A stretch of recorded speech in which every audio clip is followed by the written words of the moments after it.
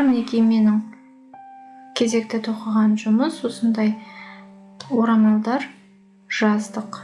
Шеберлік сабағы осы YouTube арнамда бар. Бұл жерде тоқыған кезде қыздар, негізі екі тәсілмен тоқылады. Бірі осы тоқыма жіпті үзбей тоқуға болады, бірі тоқыма жіпті үзіп отырып тоқуға болады. Маған бұл орамалдың шеберлік сабағын түсірген кезде, енді тоқып үйренетіндерді де қоса ойлаған кезде, сол жіпті үзіп отырып тоқыған тәсілі тиімдірек болатын сияқты көрінді. Және де шеберлік сабақты түсірген кезде маған өзіме де сол тәсілін түсіндіру жеңілірек болды.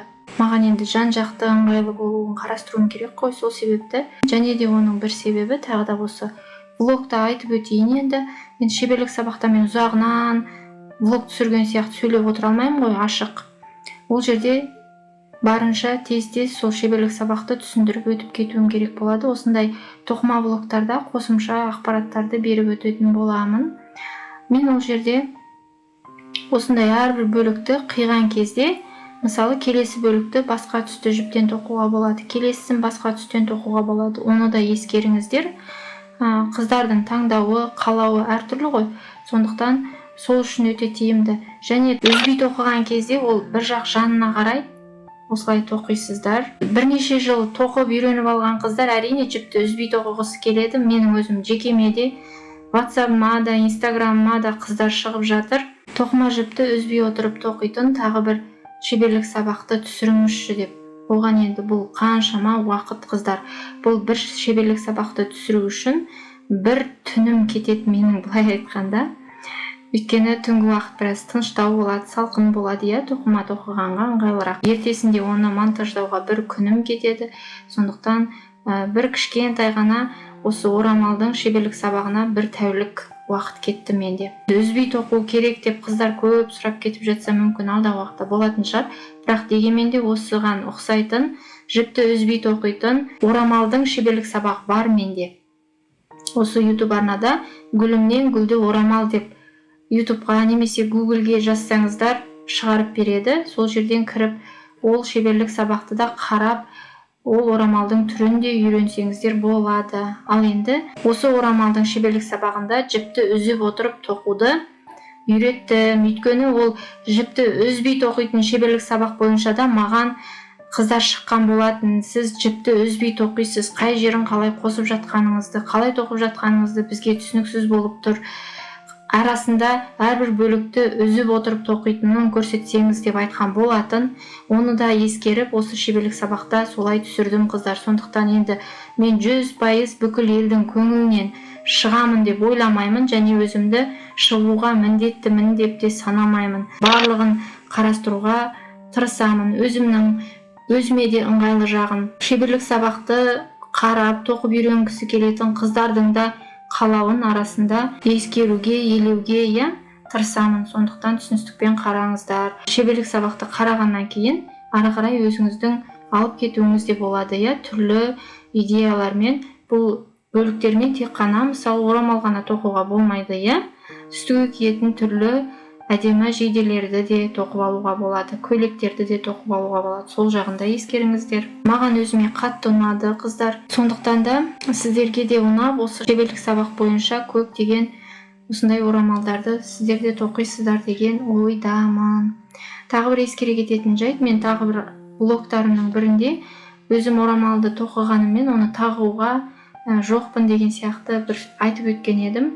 Бір көрермендердің арасында бір қыз осындай келін бола тұра орамал өзіңіз тақпайсыз ба деген сияқты сұрақ қойған екен.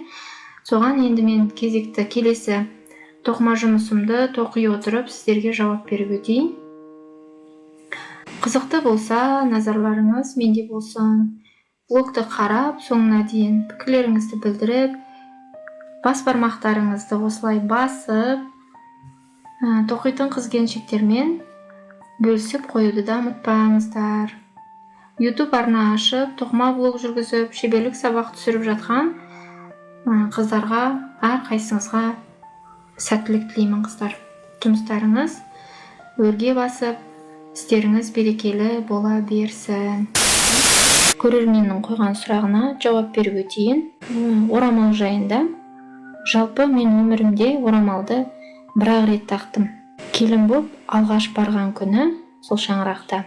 Шашу шашылған сәтте 5-ақ минутқа тақтым деп айтсам болатын шығар. Одан кейін жалпы орамал тағып көрмедім деп айтсам болады. Өйткені әр өз отбасының ішкі ережесі, қағидасы болады, Біздің отбасыда орамалды келін міндетті түрде тағу керек деген қағида жоқ. Ал енді қалатқа келетін болсақ, оны да мен босанған кезімде, баламен перзентханада жатқан кезде, және де түнгі уақыттарда 10-20 минут сайын ойнатын кездер болады ғой. Сол бала емізіп жүрген шақта ғана мен қалатты түнгі уақытта ғана киген болатынмын. Жалпы келін дегенде міндетті түрде орамал тағып қалат кию керек деп ойламаймын. Мен ол қатардан емеспін. Бірақ бұл деген сөз мен үлкен кісілерге құрмет көрсетпеймін деген сөз емес. Керісінше мен басынан ақ жаулығы түспеген әженің тәрбиесін көріп өскенмін. Құрмет тек ол киімде, бастағы орамалда ғана болады деп ойламаймын. Ол шын жүрегіңмен адамдарға жылы қарым-қатынас жасай білуде деп ойлаймын. Сол себепті орамал тағып тақпау әркімнің жеке өзінің таңдауы. Ал біз әркімнің таңдауына сыйластықпен қарауымыз керек деп ойлаймын. Бұл менің өзім жеке ойым.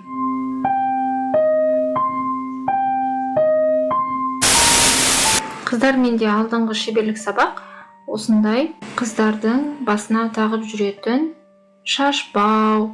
Бұл енді көбінесе оқушы қыздар, жалпы жас келіншектер тоқыманы үйренгіміз келеді, неден бастасақ болады деп жатады ғой. Сол сұраққа жауап ретінде YouTube арнама салып қойдым шеберлік сабағын. Ілмекпізбен тоқылады бұл. Осылай тоқып көрсеңіздер болады. Қолдарыңызға жаттығу болады және әдемі осындай бұйымды тоқып аяқтай аласыздар. Кішкентай болса да сіңілдеріңізге, одан кейін өздеріңізге, қыздарыңызға, кішкентай тоқып берсеңіздер, әдемі қылып басына тағып жүруіне болады. Өте әдемі.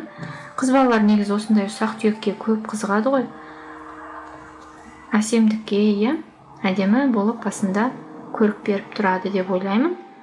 Шеберлік сабақты тоқымастан бұрын негізі үзбей қарап шығу керек.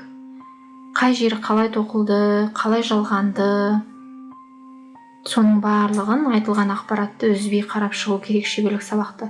Одан кейін барып, екіншісінде барып, әрбір тоқып жатқан жерді қарап отырып, тоқтатып қойып, сол жерге дейін тоқып алып, одан кейін жалғастырып, тағы да қарап, тоқтатып қойып, сол жерге дейін әрбір кезеңін тоқтатып отырып қайталап тоқысаңыздар, тура шеберлік сабақта қалай көрсетілді, тура мен солай тоқыдым ғой, менікі сияқты болып сіздерде де қайталап тоқып шығасыздар.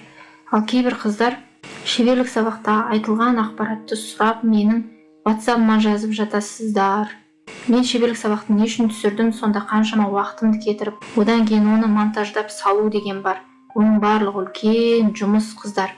Осы гүлім деген сөйлеп отырып, YouTube-қа сала шеберлік сабақтарды деп ойламаңыздар. Бұл деген артында үлкен еңбек жатыр, қаншама энергия жатыр. Егер шынайы тоқып үйренгіңіз келсе, сондай ниетіңіз болса, шеберлік сабақты бастан аяқ бірінші қарап шығыңыз.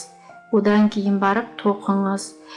Шеберлік сабақта айтылған ақпаратты сұрауға негізі болмайды деп ойлаймын өз басым. Қарамағандығыңыз ғой, сонда сіз айландырып, секіртіп қарадыңыз, ал арасында айтылған ақпаратты сіз білмей қалдыңыз. Оны барып менен сұрайсыз. Мен әрине айтамын, ол шеберлік сабақта айтылған, сол жерден толық барып қараңыз деп, мен не үшін оны түсіріп қойдым деп. Сондықтан осындай түсініспеушіліктер болмау үшін шеберлік сабақ дайын тұрғанда қараңыздар. Әрине енді мен де пенде болғандықтан қателесіп кетуі мүмкін, кейбір жерлер айтылмай қалуы мүмкін. Ондай түсінбей шеберлік сабақта айтылмай қалған жерлері болса, мен де біліп тұрамын. Ондай сұрақтарға мен қуана жауап беремін. Білгенімен бөлісіп, қосымша ақпаратты да WhatsApp желісі болсын, Instagram арқылы болсын, қыздарға жауап беріп жатамын. Осылай әдемі жұмыстарымызды бір-бірімізге үйретіп, бір-бірімізге шабыт сыйлап, әдемі көңіл күйде жүрейік, қыздар. Менің өзің қандайсың, маңайыңа сондай адамдар жиналады дейді ғой. Менің қыздарым осы YouTube арнаға жазылған өте пысық, жан-жақты, ешкімнің шекарасына өтпейтін адамды сыйлай алатын мәдениетті қыздар жазылады деп өзім сенемін. Сіздерге үлкен рахмет ол үшін. Маған осылай YouTube арнама жазылып, қолдау көрсетіп, арасында пікір білдіріп, осылай бас бармақтарыңызды басып, блогтарға, шеберлік сабақтарға пікір білдіріп жататын, қолдайтын қыздарға әрқашанда үлкен рахметімді айтамын.